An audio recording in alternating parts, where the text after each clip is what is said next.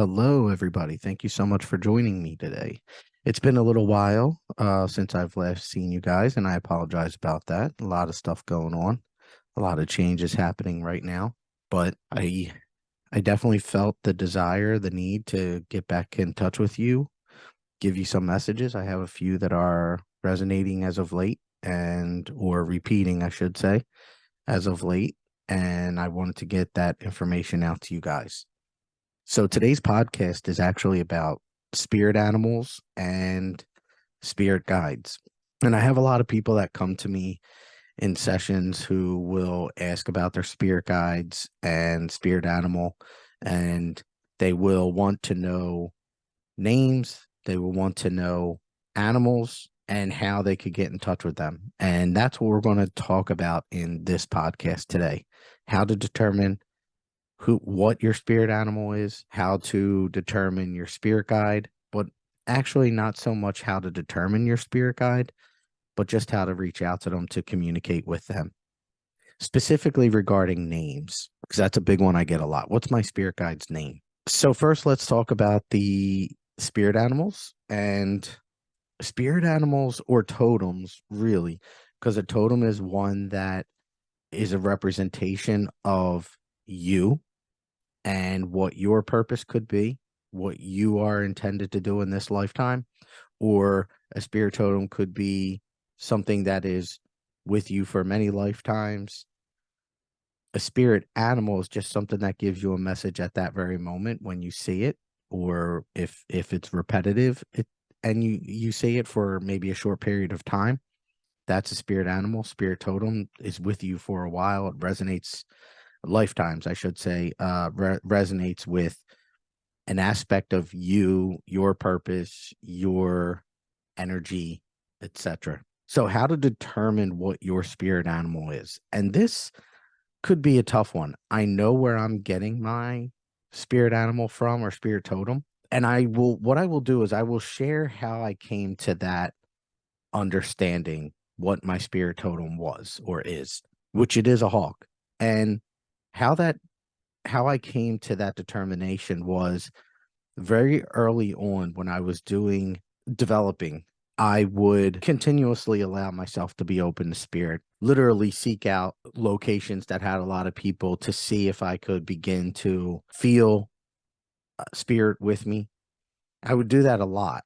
And what I started to notice is, and then when I would get information for people and I would share it, maybe in a session, I would get communication back from that person a day or so before or after a reading where they started to say, Chris, I had a hawk fly into my yard or onto a tree right in front of my house.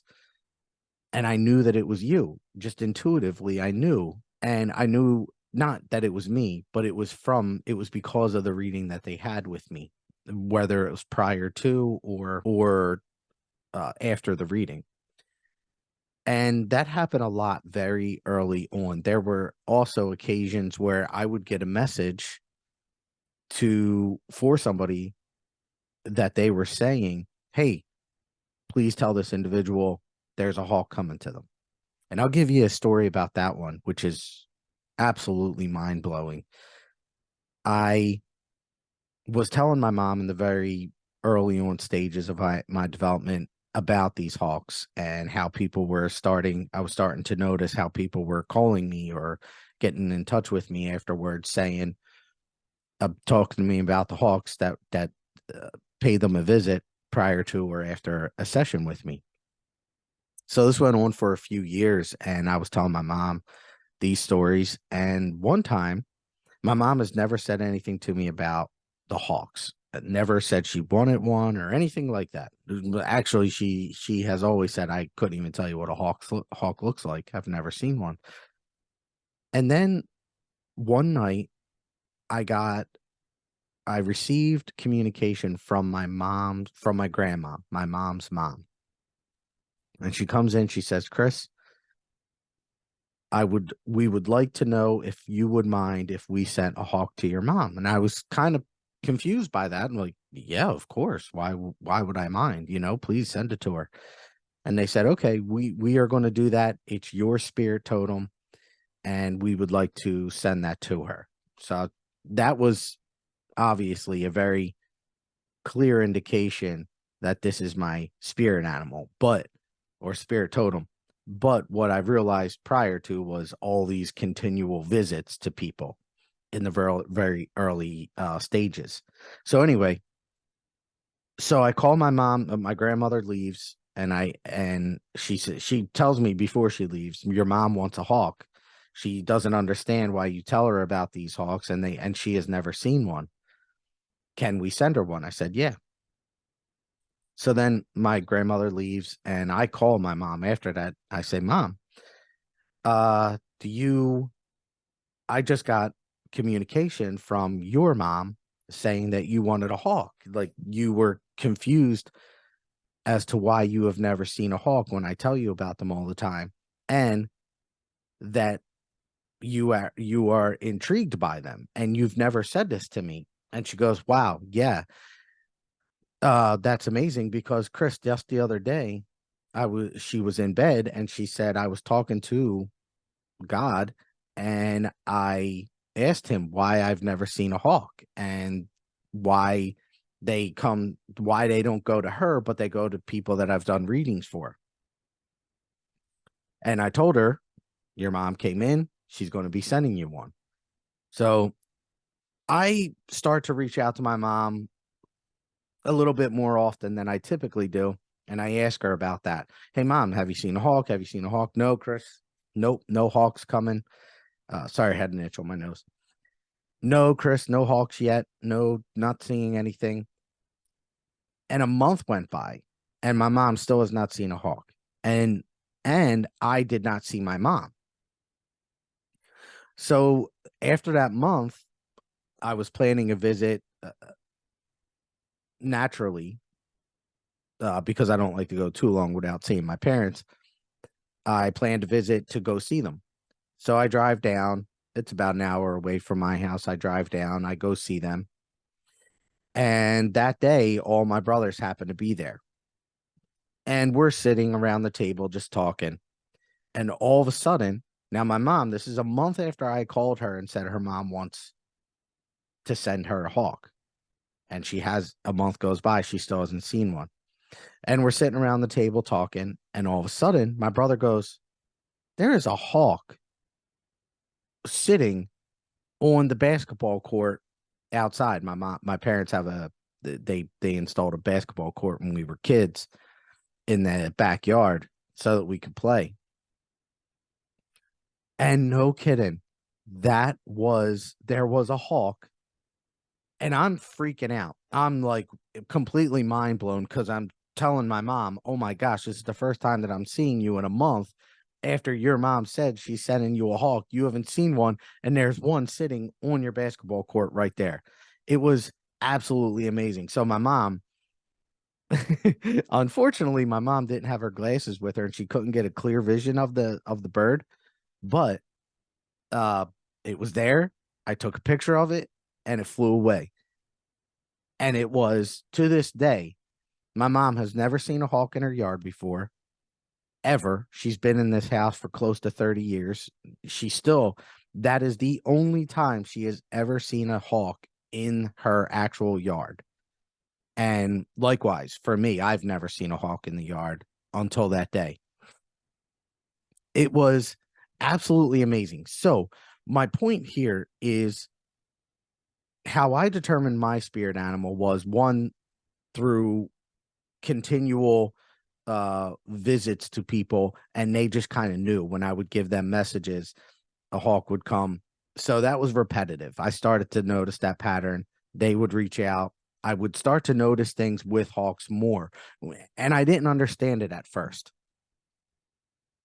So it was confusing at first, like, why is this happening? I didn't understand that it was actually a representation of my spirit totem, but either way, then I went to visit. I had a cousin pass away, and I went to talk to another cousin. And when I did, he was busy. doing something upstairs. So I was on the couch and I just meditated for a few minutes. So as I'm meditating, I see a hawk flying in my third eye. And again, I'm kind of like, wow, this is crazy because this is all new. This is in the beginning stages of everything. And he comes down, my cousin comes down, and we were talking about my other cousin that just passed away. And no kidding, a something on his refrigerator flew off the refrigerator. And we both knew that our cousin was there and that I saw the hawk just prior to our talking. And then as we're sitting there, my cousin channels through me. Just it was so strong, I had to do it. I had to let go. So he came in and talked. And that those two stories there were or actually three, the repetitive visits, the my mom and then my cousin. Those three stories are really how I started to put together that the hawk is my spirit animal. But how do you do it? Because each of us can be different, no doubt. And some of us might be in the development stages of a soul that don't even have a spirit totem yet. That's possible. What I will say though is in order to determine what yours is, ask your guide and ask your spirit animal or totem to come in and reveal itself. So what I would recommend is call out to your guide and just ask them to reveal your spirit totem. Call out and say spirit when you're talking to the spirit animal that you don't know or spirit totem that you don't know, simply say spirit totem, step forward and reveal yourself, please. Now, what you need to do after you set that intention is be patient because it may not be revealed at that very moment. What you need to do is set that intention. I would encourage highly to do meditations on revealing your spirit totem. And I would also encourage you highly to use the terms reveal thyself to know who or what your spirit totem is.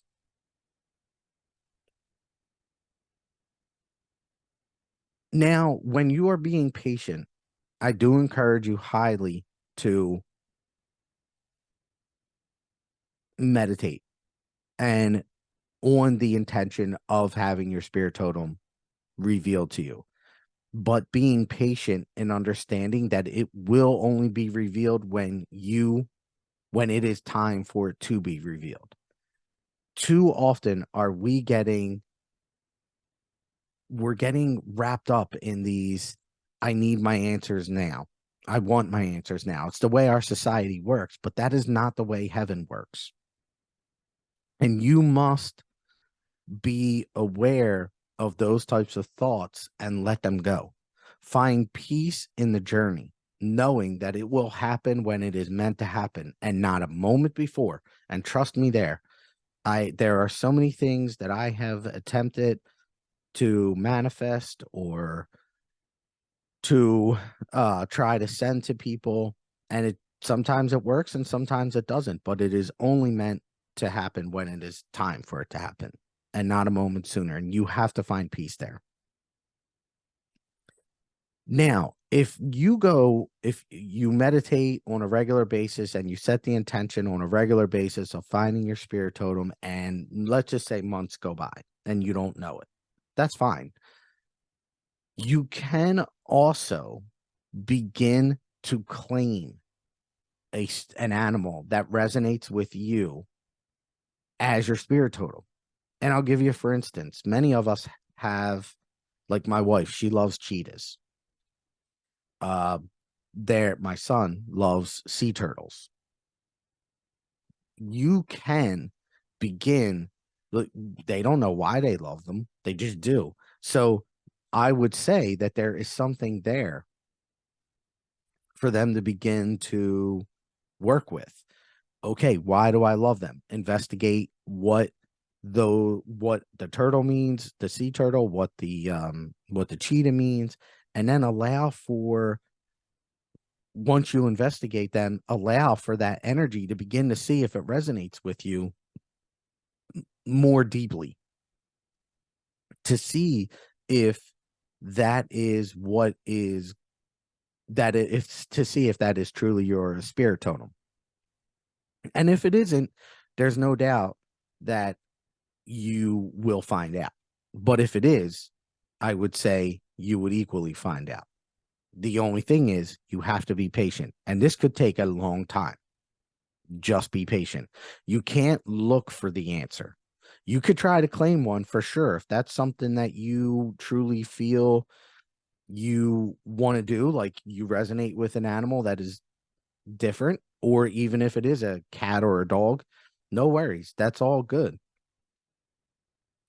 But then investigate what it is, or what it means, what's spiritual meaning is, see if that resonates with you.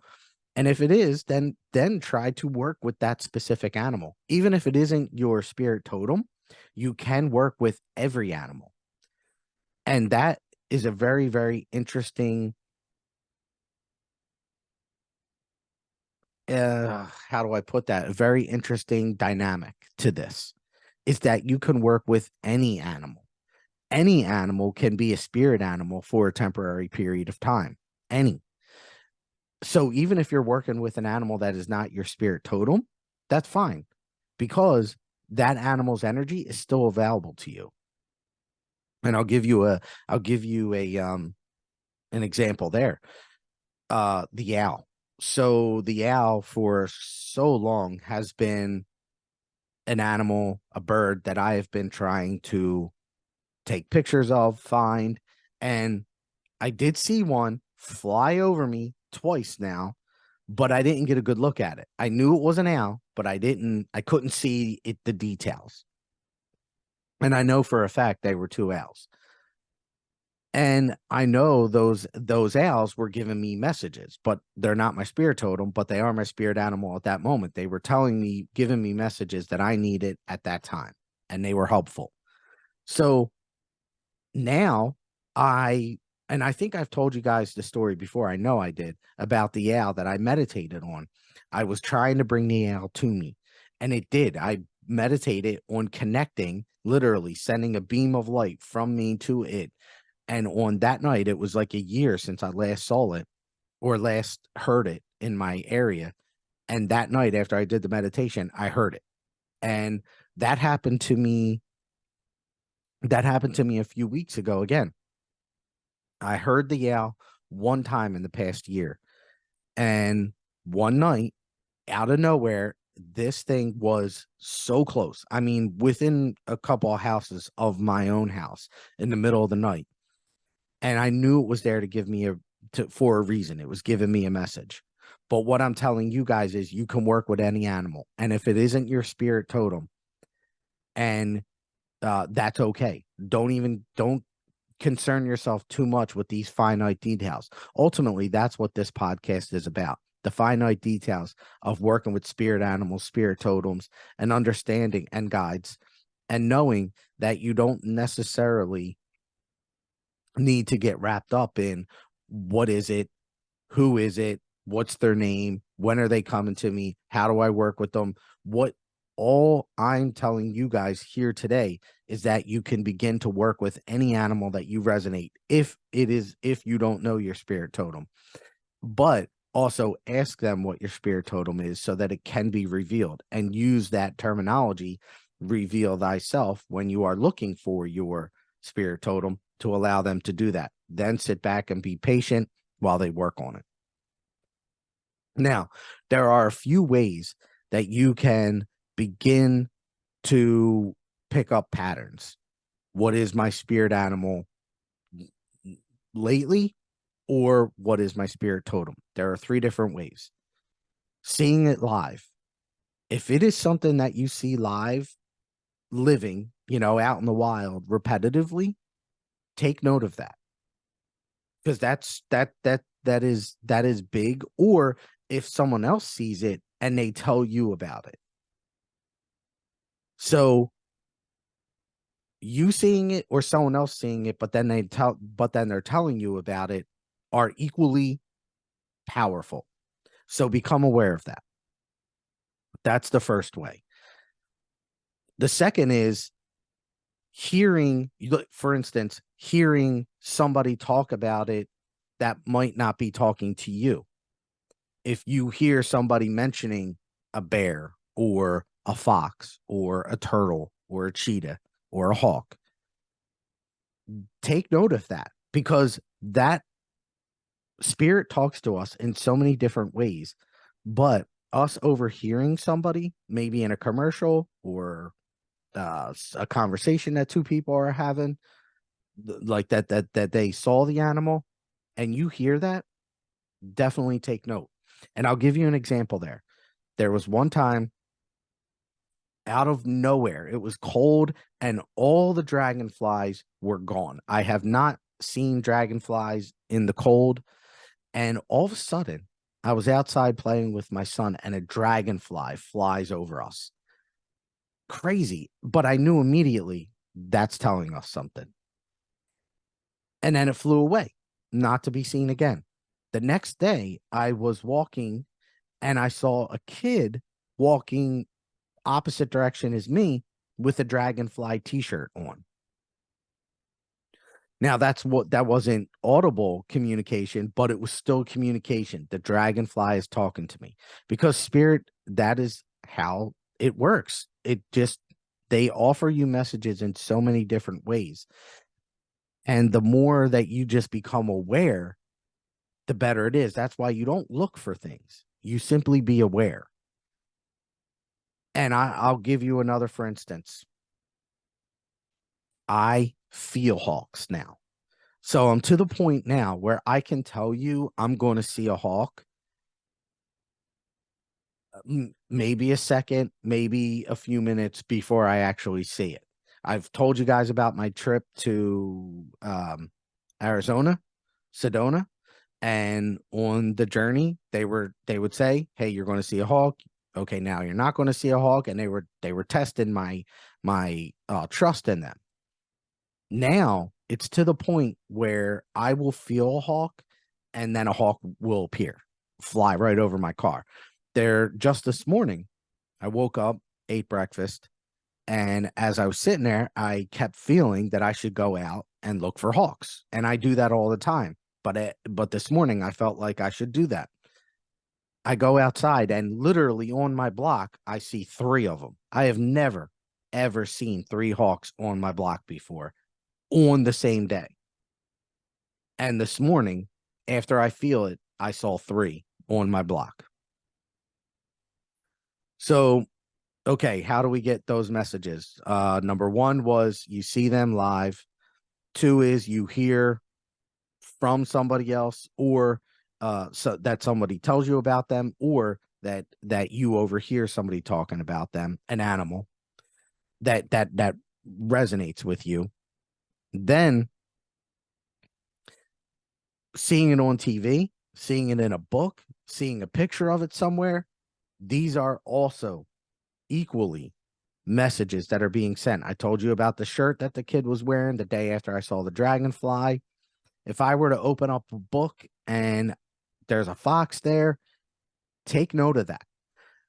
But this is the disclaimer that I have for you guys. If that happens one time, I don't necessarily say that that's a message unless you feel it. If you feel it is, then it is. Pay close attention to that. However, if you see, like for instance, that dragonfly, if I that first day I saw it flying, I knew it was a message immediately. The next day when I saw it on the t-shirt, that was just icing on the cake. That was just confirmation. Yes, this was a message. So, but what I would say is if you see something repetitively 2 to 3 times and more three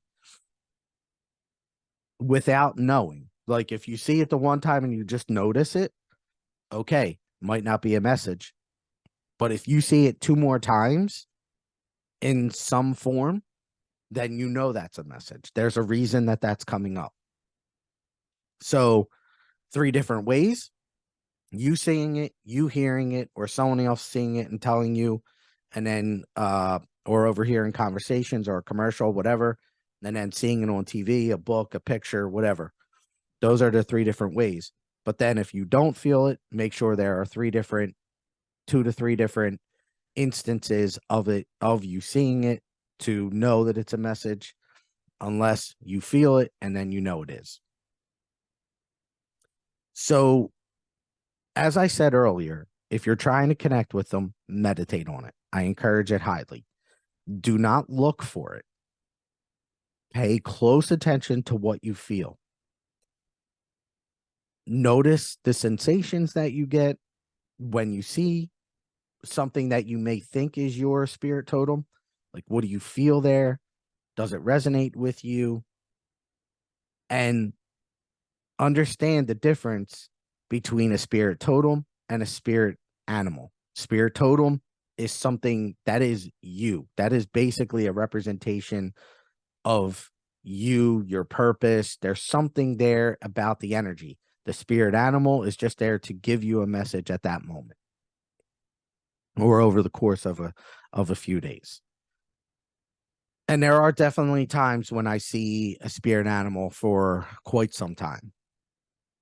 So that covers the spirit totem and the spirit animal. The next one is your spirit guides. And this one's easy. Do not get wrapped up in their name. Their names are irrelevant. And I'll tell you this. I go in all the time to do sessions for people, and people ask me all the time, what's the name of my spirit guide? And honestly, I've gotten to the point now where they don't even, I feel like they don't even try to give me their names. And I've come to this. I've told you guys before, I'm listening to these near-death experiences. And I was listening to a near-death experience, and multiple actually, where people have crossed over, and they talk about this person, this individual, this entity that was with them, but they couldn't see it, and they never got their name. And that is the exact same way that it's happening in my sessions, where when they ask me for a name, I don't typically get it. But what I will tell you is you only have one spirit guide. So their name is spirit guide, my spirit guide. Call to your spirit guide.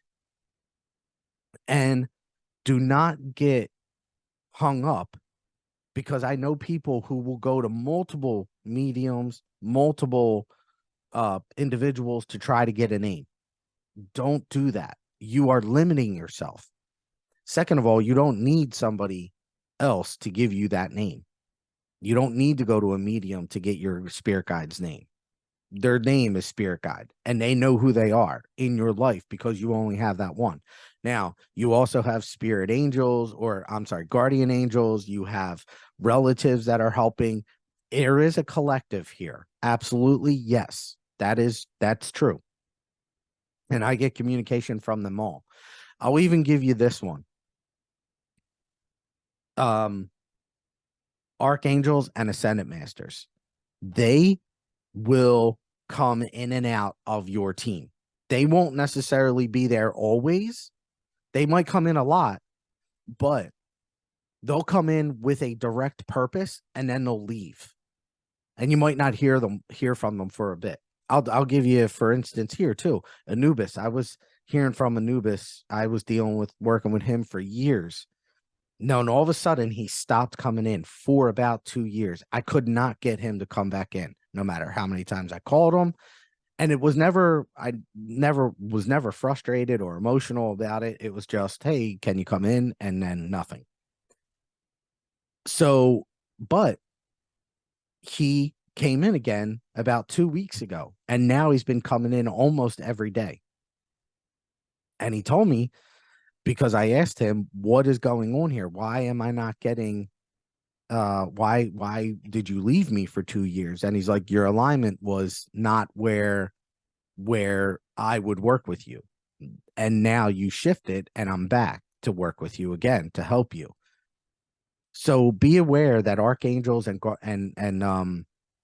uh, uh, ascendant masters will come in and out. So they're not always necessarily there. And even if you call on them, they might not be there, or they might not be coming in at that moment because you might not be in alignment for their purpose. Guardian angel, I'm sorry, spirit guide, sorry, um, archangels and ascendant masters have particular things that they help people with.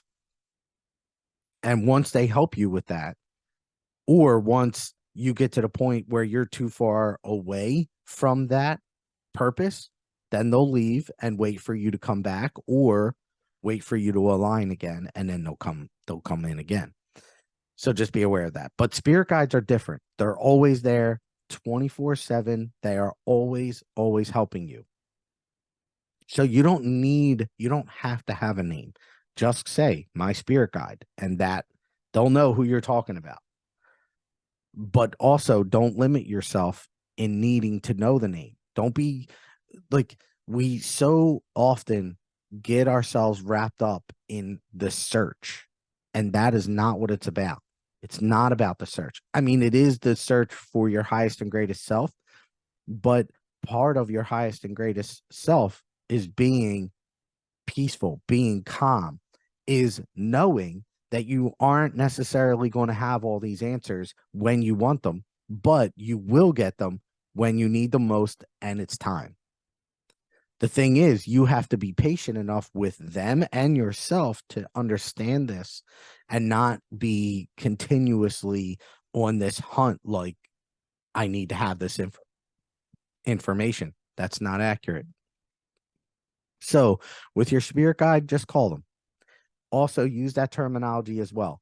Meditate on the idea that they are revealing themselves to you. I encourage that highly. And simply say, reveal thyself, reveal thyself, reveal thyself. Continuously say that, and allow for your spirit guide to show themselves when that time is right. So that's what I have for you guys today. This is I think it's a little short, and please forgive me there, but I might actually keep them a little short for you guys. Now we'll see how it goes. But there's too great of distance between podcasts. I don't like that necessarily. So if I scale it back a little bit more, I might be able to put them out more and just give you guys some information and guidance. With that, I will see what we get here for channeling.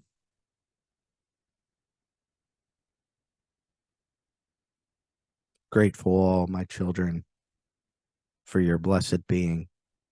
Mother Mary speaking.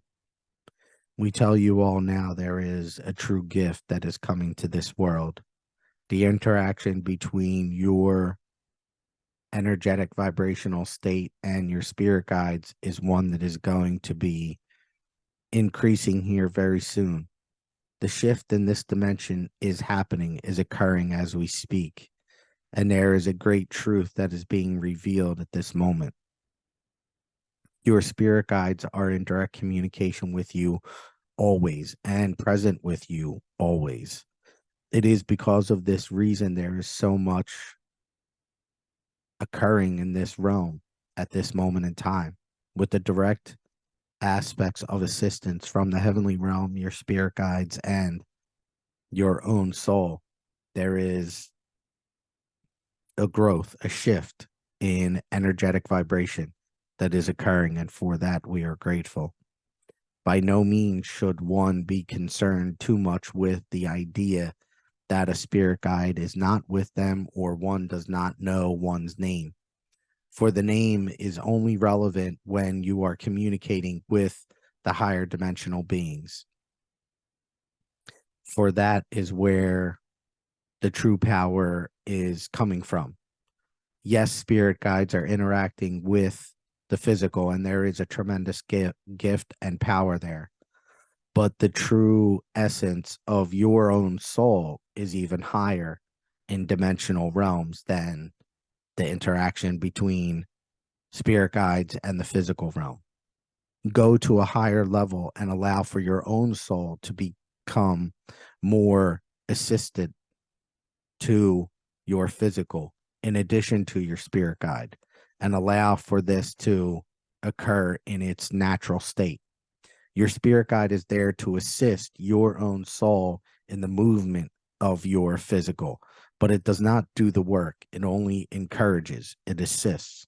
And for that, we are grateful. Ultimately, you all are working to become spirit guides for another. That is part of your ascension journey. But you must understand the true accomplishments that you must achieve in order to become a guide yourself. And when one begins to interact with another human being from a place of low vibration, you understand the intensity, the true aspects of what is needed to be a guide. For when one doesn't listen to another, one in human form begins to become angry, frustrated as to why are they not listening to me? Why are they not hearing me? However, a spirit guide does not act in such manner. There is unconditional love always. And what we tell you is that as you begin to manifest this achievement within yourself and love all regardless of their actions, so that one can begin to feel the love that another holds in their own heart for them, you will begin to understand the true essence of a spirit guide. And that is what you are all trying to attain at this moment in time. We encourage you highly to work in this manner, in this direction, and find your true peace in all situations so that you can begin to navigate this realm from the perspective of a spirit guide, from the perspective of a heavenly being who is much more capable of finding peace than one believes. And we encourage you highly to achieve this. Thank you. Go in great peace, Mother Mary speaking. I say to you now, find your peace, my children. There is a shift that is occurring and will continue to occur, but this shift will bring about greater peace. It requires time, patience, and your own peace as you maneuver this realm. Find it, go in it, go with it, be one with it. We are grateful. All right. Thank you guys so much for joining me today. I'm truly grateful. I hope you have a great day, great weekend whenever you're listening to this. I appreciate you all so much. Enjoy.